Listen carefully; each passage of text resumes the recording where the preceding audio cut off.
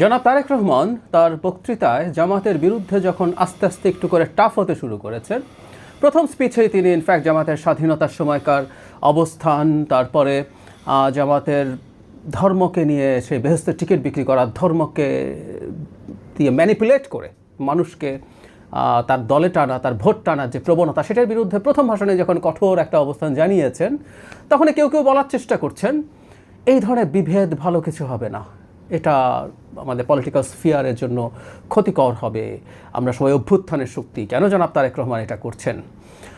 প্রথমে একটা কথা একটু বলে রাখা ভালো, পরস্পরের বিরুদ্ধে বা প্রথম কোনো এক পক্ষ অপরপক্ষের বিরুদ্ধে কোনো আক্রমণ যদি করে থাকে, সেটা জামাত শুরু করেছিল 5 আগস্টের পরে। জামাতের আমির ইঙ্গিত করে বিএনপিকে বলেছিলেন যে এক দল চলে গেছে, আরেক দল এখন এসে সব দখল করার জন্য বসে আছে। কেউ বলতেই পারেন এতে কি বিএনপি বোঝালো? সমস্যা হচ্ছে উনিও জানেন উনি বিএনপিকে বোঝাচ্ছেন, জনগণও জানে বিএনপিকে বোঝাচ্ছে। বিএনপি দখল করেছে কি করেনি ইজ এ ডিফারেন্ট ডিবেট, কিন্তু উনি এটা শুরু করেছিলেন। এখন প্রশ্ন হচ্ছে, নির্বাচনের যে ক্যাম্পেইন হচ্ছে সেই প্রচারাভিযানে পরস্পরকে, বিএনপিও জামায়াত ইসলামীকে তার সমালোচনা করছে, জামায়াতও বিএনপিকে করছে, প্রত্যেকে তার তার নিজের শক্তি এবং অপরপক্ষের দুর্বলতা নিয়ে কথা বলছে। এতে কি আমাদের সমঝোতা, আমাদের মধ্যকার যে হৃদ্যতাপূর্ণ সম্পর্ক শেখ হাসিনার সময় ছিল, সব ভেঙে পড়ল? আচ্ছা, আমি এভাবে যদি বলি, বা ইভেন এই প্রশ্নটা কেউ করছেন, এটা বিভাজন তৈরি করছে, আমি যদি এভাবে বলি, আসলে গণতন্ত্র মানে কি বিভাজন তৈরি না? আমরা গণতন্ত্রের সাথে সব ঠিক অভ্যস্ত নই বলে আমরা এভাবে ভাবি না। গণতন্ত্রে যখন একটা নির্বাচন হয়, প্রত্যেকটা দলের উদ্দেশ্য থাকে একটা সার্টেন নাম্বার অফ ভোটার্স সে তার পক্ষে আসবে, পক্ষে এসে তার ভোটে সে নির্বাচিত হয়ে যাবে। নির্বাচিত হয়ে গেলে সে সব মানুষেরই প্রধানমন্ত্রী বা প্রেসিডেন্ট হবে। এই হচ্ছে বেসিক নিয়ম। সুতরাং এই যে বিভাজন বলছি, গণতন্ত্র আদতে বিভাজন তৈরির কাজ। পৃথিবীতে বিভিন্ন মতাদর্শ বা বিভিন্ন ইকোনমিক পলিসি নিয়ে বিভিন্ন ধরনের দল থাকে।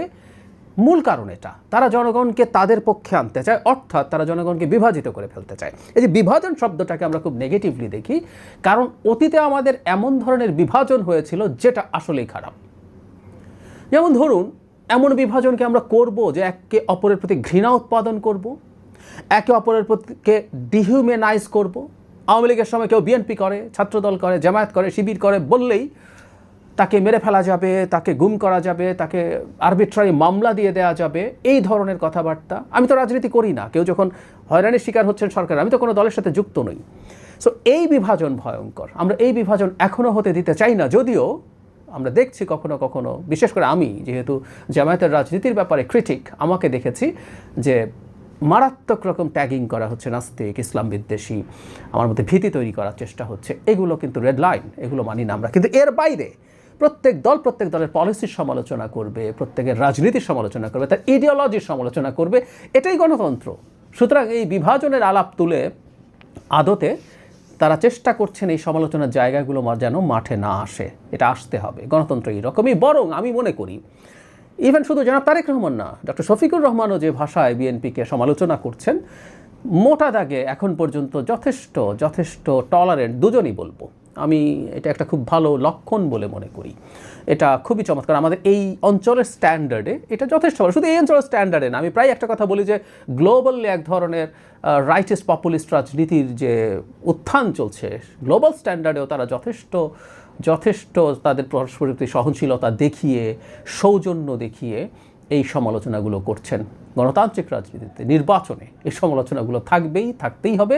এতে কোনো বিভাজনের কিছু নেই। এটা মতদ্বৈততা এবং হালকা যে পরস্পরের বিভাজন, এটা নির্বাচনের পরই আবার ঘুচে যেতে হবে, যে একত্রে কতগুলো ফান্ডামেন্টালসের ক্ষেত্রে সেগুলো আমাদের থাকবে বলে আশা করি।